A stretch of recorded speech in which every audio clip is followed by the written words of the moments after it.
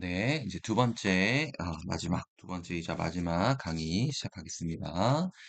어, 다음 자료에, 10번 문항 다시 봐야 될 것 같아요. 선생님, 10번 문항을 끝까지 읽어보고 풀었어야 되는데, 좀 급하게 푸느라고, 요 해당 지역 전체 수급자 대비, 우선 10번 문항 잠깐 볼게요. 10번 잠깐 멈추고, 10번 문항을 보면, 구분을 선생님이 그냥 A만 수급받는 비율, 이거는 당연히 그냥 인구 대비라고 생각하고 이거를 안 읽었어요. 근데 봤더니 해당 지역 전체 수급자 대비 A만 수급받는 인구 비율이어서 선생님 문항을 좀 잘못 풀었어. 원래 더 어려운 문제였는데 선생님이 너무 쉽게 풀었어. 답은 맞았어. 근데 어쨌든 이렇게 풀면 나중에 혹시 틀릴 수 있으니까 다시 풀어주도록 하겠습니다. 우선 A는 사전 예방적 성격이 강한 사회보험이었고요. 사회보험. 다음 B는 공공부조예요. 부조. 근데 해당 지역 전체 수급자 대비 A만 수급받는 인구 비율이었어요. 그러니까 가 지역은 지역 전체 인구의 90%가 받았는데 그 90%를 100%로 환산했을 때 65%가 되는 거죠. 그리고 65 더하기 25는 90인 거고 A&B 중복 수급자. 중복 수급자 같은 경우는 여기는 0이 아니라 10이 되는 거였어요. 선생님이 요 글을 안 읽었어. 안 읽었어. 미안. 그 다음, 나 지역은 80%가 되는 거고, 71 더하기 14. 이게 80% 중에 71%, 14%니까 전체 해당 전체 수급자가 100이 돼야 되겠죠? 그럼 여기는 15. 85 더하기 15는 100. 이렇게 돼야 되는데, 지금 잘못했네요. 그럼 다시 한번 봅시다. 기억. 갑국의 전체 인구 중 AB 중복 수급자 비율은 가 지역의 전체 인구 중 AB 중복 수급자 비율보다 크다. 선생님 이런 문제 너무 어려워. 복잡해. 어, 수학 선생님이 존경스럽습니다. AB 중복 수급자 비율은 여기가 10%고, 10%인데 갑국이니까 가나를 더해야 되니까 갑국의 인구가 동일한 가나 지역이라고 했거든요. 그러니까 여기는 12.5%가 될 거고, 가 지역의 전체 인구 중 AB 수급자 비율은 가 지역의 10%, 12.5는 10%보다 크다. 기억이 맞는 말 되겠고요. 니은 나 지역에서 AB 중복 수급자 수. 나 지역에서 여기에서 AB 중복 수급자 수는 몇 퍼센트냐면 15%.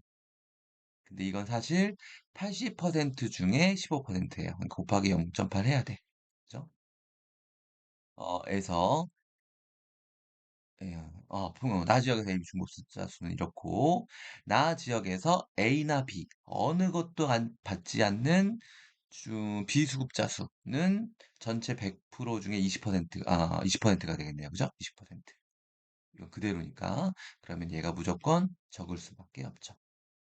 그죠? 다음 디귿. 강제가입의 원칙이 적용되는 제도의 수급자 수는 나 지역이 가 지역보다 많다. 강제가입의 원칙이 적용되는 제도는 사회보험 A였고요. A의 수급자 수는 나 지역은 71이라고 하면 안 돼. 여기서도 A만 받는 게 71이고 중복까지 하면 86%. 나 지역은 86%가 받는데 이거는 전체 인구 중에 80%야. 곱하기 0.8. 나 지역. 일단 가지역 같은 경우에는 어, A가 65 더하기 10 그래서 75%고 곱하기 0.9. 그냥 선생님은 계산하기 편하게 곱하기 8 곱하기 9 할게요. 제가 비교하는 거니까. 68에 48, 88에 64, 88 맞죠? 수학이 너무 어려워. 그다음에 59, 45, 79, 63, 675. 그러면 688이 675보다 더 크겠죠. 그죠? 그러면 얘는 맞는 말. 리을 갑니다. 리을. 나 지역에서 수혜자 비용 부담, 수혜자 비용 부담 원칙이 적용되는 제도는 수혜자 비용이니까 사회보험. A가 될 거고, 나 지역에서 최저생활의 보장 목적은 공공구조. B가 되겠네요. 나 지역에서 적용되는 수급자 수는 71에다가 15를 더한 86. 아까 했던 거네. 그죠? 86 곱하기 0.8. 그 다음에 최저생활보장 공공구조. 25 더하기 10, 35 곱하기 0.9. 계산 안 해도 되겠다. 그죠? 이게 더 많다. 답은 기억 디귿 2번이 되겠습니다. 선생님 틀린 거 알려준 친구 너무 고맙고요. 선생님 또 여기 이 부분이 선생님이 전공한 부분이 아니라서 선생님이 그냥 풀고 맞았겠지 생각하고 넘어간 부분들이 있을 수 있어요. 선생님 맨 첫 시간에 얘기했던 거 기억나죠? 선생님 수업할 때 선생님 믿으면 안 된다고 했어요. 항상 의심의 눈초리로 보고 문항 풀고 그 다음에 선생님이랑 같이 공부하는 마음으로 공부해야 됩니다. 16번 보겠습니다. 16번. 다음 자료에 대한 옳은 설명만을 보기에서 고른 것은 A, B는 각각 기능론과 갈등론 중 하나임. 이렇게 쉬운 문제를 어렵게 꼴까, 그죠? 확인평가. 진위 판단에 부합하도록 빈칸을 채워 진수를 완성하시오. 참, 참인데 0점이야. 그러니까 얘는 틀렸네. A와 달리 B는 희소 자원의 차등 분배가 개인의 성취 동기에 긍정적으로 작용한다고 본다. 이건 기능론이 보는 건데 얘는 틀렸으니까 0점이잖아. 틀렸으니까 B가 기능론이 아니라 B가 반대로 갈등론이 되겠네요. 그죠? B가 갈등론이 되고 A는 뭐냐? 기능론이 되겠네. 그죠? 기능론이 될 거고 그다음 얘는 거짓이라고 했어. 근데 B와 달리 A는이야. 선생님 이거 풀 때는 선생님은 이렇게 안 풀고 어차피 거짓의 거짓은 참이니까 이걸 참으로 바꾸고 A와 달리 B는으로 가죠. 근데 A가 뭐죠? A가 기능론이니까 기능론과 달리 갈등론은 갈등론을 넣고 가자. 아예. 그죠? 갈등론 이거 그냥 지워봐요. 갈등론은 가이다라고 문제를 풀면 풀리지 않을까 이런 생각이 들어요. D형 A 기능론은 직업 유형 간의 사회적 중요도 차이가 없다고 본다. 아니야. 얘는 중요한 직업이 있고 중요하지 않은 직업에 따라서 분리한다고 했어. 기억은 틀렸고요. 갈등론은 사회 불평등 현상은 제거해야 돼. 그죠? 맞죠? 제거해야 되고 고쳐야 되는 대상, 개혁의 대상으로 봤고요. 디귿 보면 가해 갈등론은 개인의 귀속적 요인 그러니까 원래 태어나면서부터 얻었던 요인이 사회 불평등에 미치는 영향력을 중시한다가 들어간다면 0점이다. 뭔 소리야?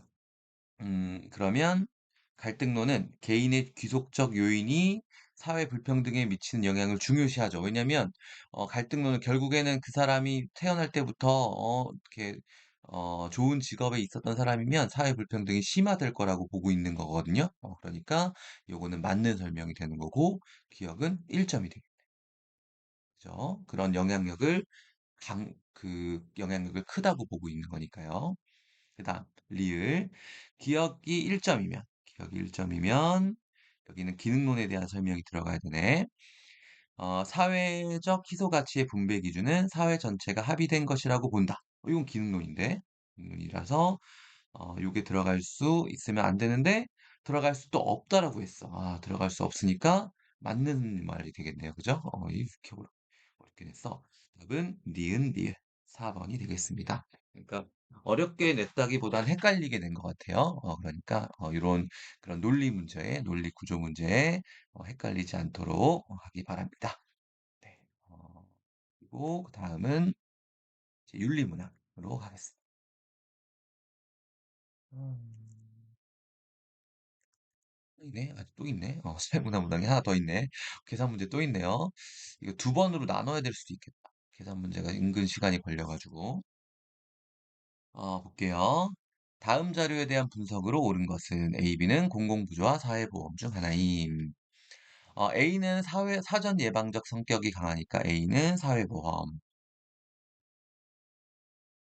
B는 공공부조. 와, 이번엔 중복수급자의 탈락자의 비탈락자까지 나왔네요. A, B 수급자 비율 및 비수급자 비율을 나타낸 것이고, 비수급자는 아무것도 안 받는 사람, 그 다음에 A나 B 복지 혜택이 필요하지만 수급 자격에 미달하여 받지 못한 사람은 탈락자, 그 다음에 비탈락자로 구성된다. 가다 지역의 중복 수급자 수는 동일하대요. 빈칸은 기역, 니은, 디귿을 하나씩 채워봅시다. 뭘 가지고 채워야 되나? A 수급자랑 B 수급자랑 중복수급자 이걸 가지고 볼 수 있나? 요거가 가지역 가지고 찾을 수 있겠다. 그죠? 가지역을 보면 여기 비수급자가 몇 퍼센트냐면 전체 여기다 계산하기 편하게 여기다 쓸게요. 22%예요. 그죠? 비수급자가 22%고 그러면 수급자가 78%야. 그러면 73 더하기 20을 한 다음에 중복수급자 여기 두 번 들어갔으니까 기억을 뺀 게 78이 돼야 돼. 그죠? 그러면 93 빼기 93에서 기억을 뺐는데 78이 되려면 기억은 15가 되겠네. 그죠? 기억은 15가 될 거고요. 그 다음 얘는 72하고 28이 받았는데 15가 중복수급자야. 그러면 둘 다 받는 친구가 B 받는 친구가 몇이야? 100인가? 100이지? 100인데 중복수급자 15를 빼면 전체 수급자는 85%네요. 그죠? 85%가 될 거고 그러면 비수급자가 15%가 되겠네요. 니은은 10%. 그죠? 생각보다 안 어렵네. 그 다음에 여기는 비수급자가 전체 40%야. 그러면 50 더하기 빈칸이 적다. 그죠? 50 더하기 디귿을 한 다음에 10을 뺐을 때 60이어야 돼. 그럼 얘가 일로 넘어가면 70이고 디귿은 20이 되겠네요. 그죠? 디귿은 20. 그래서 기억, 니은, 디귿은 다 구했어요. 그러면 이거 가지고 문항을 풀어봅시다. 기억.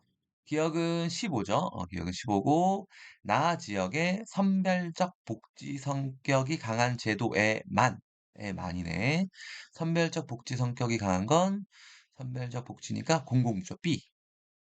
나 지역에서 B만 받는 사람. 중복을 빼야 돼. 왜냐면 B만 받는 사람이니까 28 빼기 15 하면 13.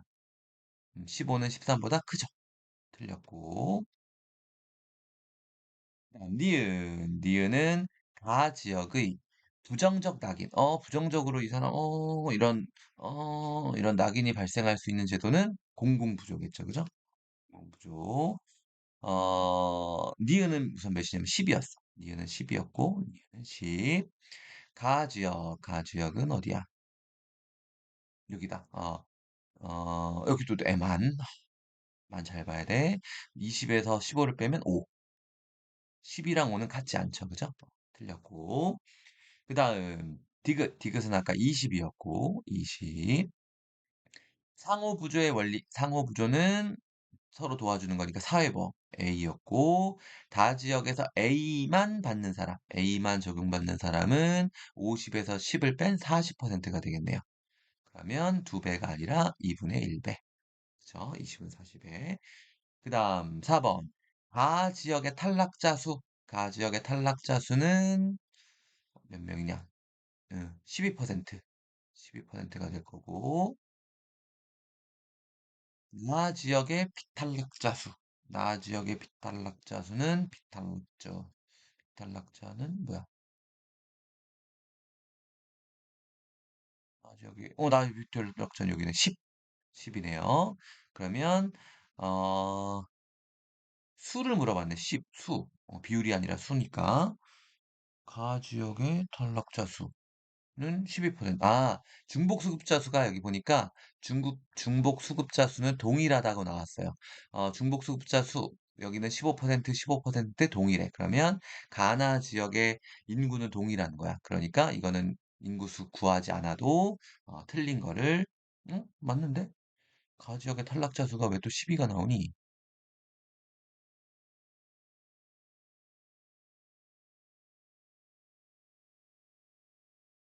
아, 미안. 12가 맞지? 왜 이러니? 나 지역의 비탈락자 수보다 이게 적다. 그죠? 적다. 적다가 되겠네요.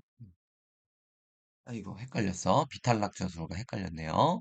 그 다음 5번. 금전적 지원을 원칙으로 하는 제도의 수급자 수. 금전적 지원을 원칙으로 하는 제도의 수급자 수는 다 지역이 가장 많다. 이것도 낚이면 안 돼. 금전적 지원을 원칙으로 하는 건 A, B 다야. 결국에는 수급자 수를 물어보고 있네요. 그러면 A는 전체 수급자 수 비율이 몇 퍼센트냐면 22를 뺀 78%. 그다음에 B는 85% 비수급자 빼면 그다음 C는 60%예요. 그죠? C 아이고 미안하다. 왜 이랬니? 하나다야. 음,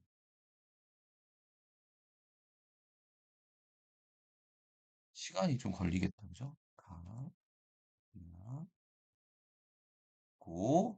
그다음에 보면 아까 인구, 중복 수급자 수가 똑같다고 했는데 얘는 15, 15가 똑같으니까 얘는 인구가 같아. 근데 얘는 10밖에 안 돼. 그러니까 다 지역의 전체 인구가 15가 되려면 전체 인구에다 1.5를 곱해야겠네요. 그죠? 곱하기 1.5를 해야 똑같아져. 그러면 90.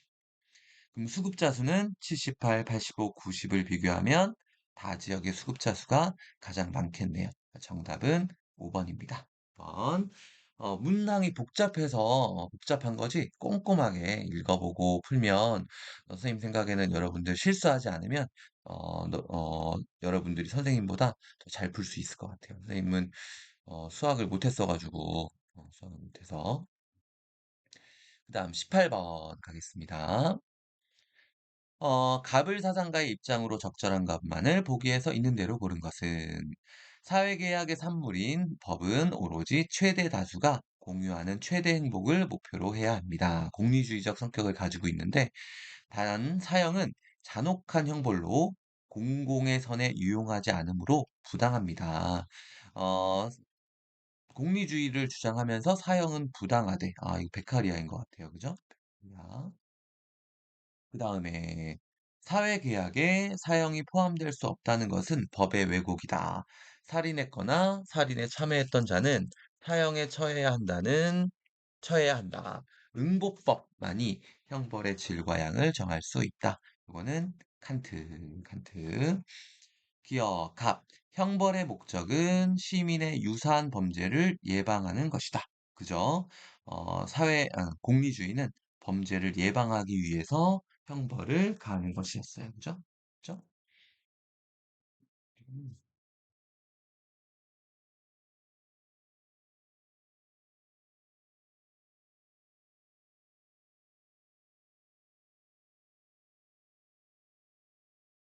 그다음 미안. 니은 갑. 종식 노역형은 시민뿐만 아니라 범죄자의 이익을 위해서도 집행되어야 한다. 범죄자의 이익을 위해서 집행되는 거 아니에요. 범죄자에게 피해를 줘야 되는 거예요. 범죄자에게 피해를 줘야 되는데 그 그 피해보다 시민이 얻는 이익이 커야 되죠. 그죠? 그래서 얘는 틀린 말이 되는 거고요. 범죄자의 이익을 위해서가 틀린 거예요. 다음 디귿 을. 사형은 살인범의 범죄 행위에 대해 보복하는 것이다. 살인범은 범죄 행위에 대해 보복하는 거 맞죠? 그죠? 칸트.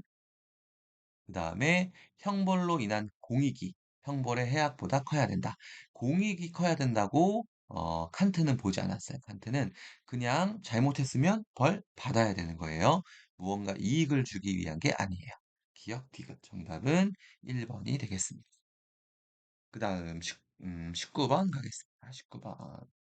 문제지가 어디 갔나? 없지.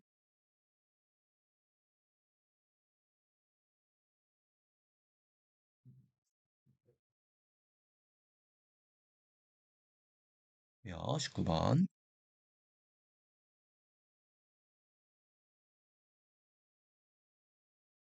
우선 갑이랑 을이 누군지 보고 살펴보도록 하겠습니다. 갑. 공정으로서의 정의에 있어서 평등한 원초적 입장의 당사자들은 자신이 선이라고 생각하는 것을 증진시킨다. 모든 당사자들이 받아들일 수 있는 원칙에 합의하게 된다. 이거는 롤스, 롤스가 되겠고요. 소유권적 정의론에서 한 사람의 소유물은 취득, 이전, 시정, 교정이랑 똑같은 말입니다. 원리에 의해 권리를 부여받았으면 정당한 것이다. 개인의 소유물이 정당하다면 소유물의 정체 집합도 정당하다. 이거는 노직이 되겠네요. 그죠? 노직. 그러면 그 갑을의 순서도에다가 하나씩 맞게 맞춰보도록 하겠습니다.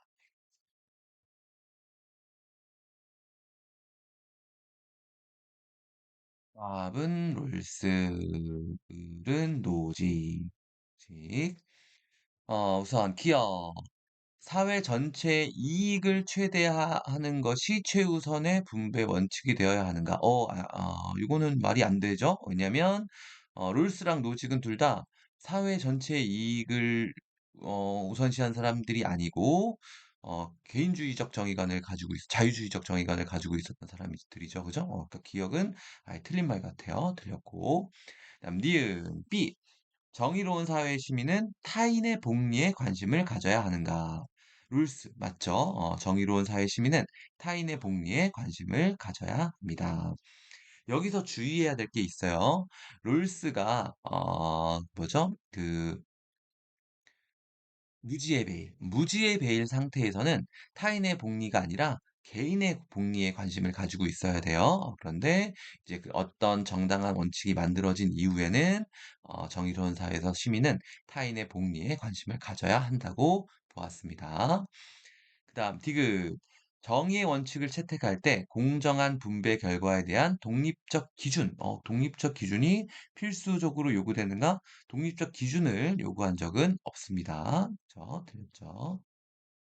그다음 자유롭게 이전받은 배타적 소유권도 제한될 수 있는가? 제한될 수는 있죠. 왜 제한될 수 있냐면 자유롭게 이전받았다고 하더라도 그 취득의 원칙이 지켜지지 않았을 때, 그 취득한 것이 잘못 취득한 것을 자유롭게 이전받은 경우에는 소유권이 제한될 수 있죠. 그죠?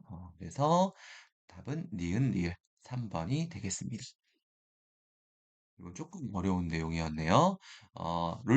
룰스에서 타인의 복리에 관심을 가져야 타인에도 뭐 관심을 가진다라는 거는 정의로운 사회 시민은 가져야 한다는 거에는 기본적으로 룰스 찬성을 했는데, 무지의 베일 입장에서는 각자의 개인이 가정하는 거니까 각자의 개인이 자기의 이익만을 관심을 가지고 있다라는 걸 가정하고 합의한다는 거였어요. 요거 하나 헷갈리지 말아야 되고 그다음에 노직은 자유롭게 이전받았다고 하더라도 그 취득이 정의롭지 않았다면 취득의 원칙에 위배되기 때문에 제한될 수 있는 내용입니다. 요거는 조금 더 들어가야 되는 내용이어서 여러분들한테 다시 한번 설명했고요. 그다음 20번 문제 가겠습니다.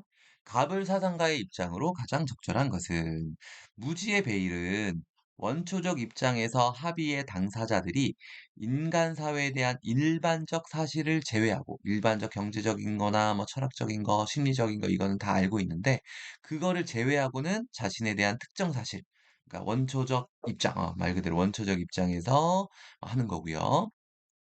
원초적 입장에서 채택되는 정의의 두 원칙에 따라 권리와 의무가 할당되고 사회적 이득이 분배되어야 한다. 롤스가 될 거고요. 무지의 베일하에서는 분배적 정의에 대한 소유 권리의 개념이 산출될 수 없다. 무지의 베일을 비판했네요. 한 분배가 정의로울 충분 조건은 그 분배에 한해서 모든 사람이 취득과 이전에서의 정의의 원리에 의해 자신들이 소유하고 있는 것에 대한 소유 권리를 소유합니다. 취득과 이전의 정의의 원리, 로직이네요. 로직. 롤스, 차등의 원칙에 따른 분배는 모두에게 이익이 되지 않는다. 아니죠. 롤스는 최소 수혜자에게 최대의 이익이 갈 수 있도록 분배해야 된다고 했어요. 그죠? 얘는 틀렸고. 그다음 2번. 원초적 입장의 당사자는 타인의 이익에 무관심한 건 맞는데 자신의 이익에는 무관심하면 안 되죠. 그죠? 그래서 2번도 틀렸고요. 3번 역사적이고 노직은 역사적인 건 맞죠. 그죠? 역사적. 왜냐하면 이 역사 속에는 취득할 때 어떤 취득에서 이게 뭐라고 해야 되지? 그 이전되는 거.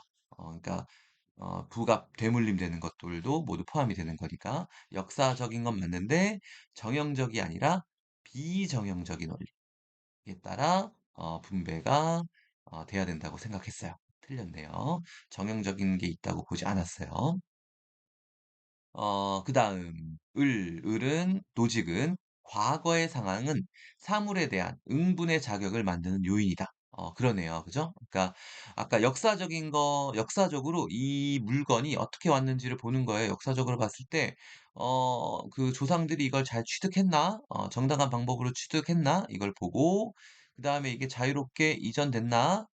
이 두 개가 정당하면 교정하지 않아도 되죠. 그죠? 그러면 그 사물에 대한 이거는 네 거야. 이 토지가 너희 할아버지가 열심히 번 돈이고 벌어서 만든 토지고 벌어서 얻은 토지고 이게 너희들에게 자유롭게 이전되었다면 이 소유권 너에게 있는 거야. 응분의 자격을 맡는 요인이 되는 거죠. 정답은 4번. 을은 무지의 배의를 인정하지 않았죠. 그죠? 정답은 4번이 되겠습니다. 21번 있습니다. 21번. 21번.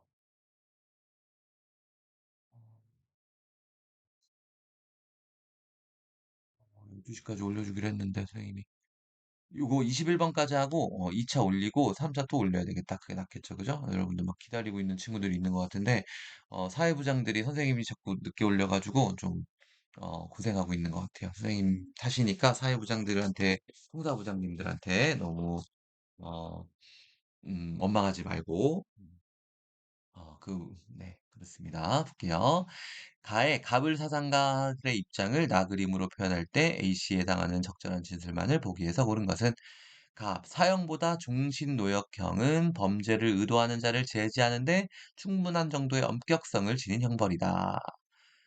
필요 이상의 가혹한 형벌은 사회적 합의에 반한다. 베카리아. 베카리아. 살인자에 대한 판결은 그가 더 이상 국가의 일원이 아니라는 것에 대한 선언이다. 살인자는 계약 위반자로서 추방당하거나 죽음을 통해 제거되어야 한다.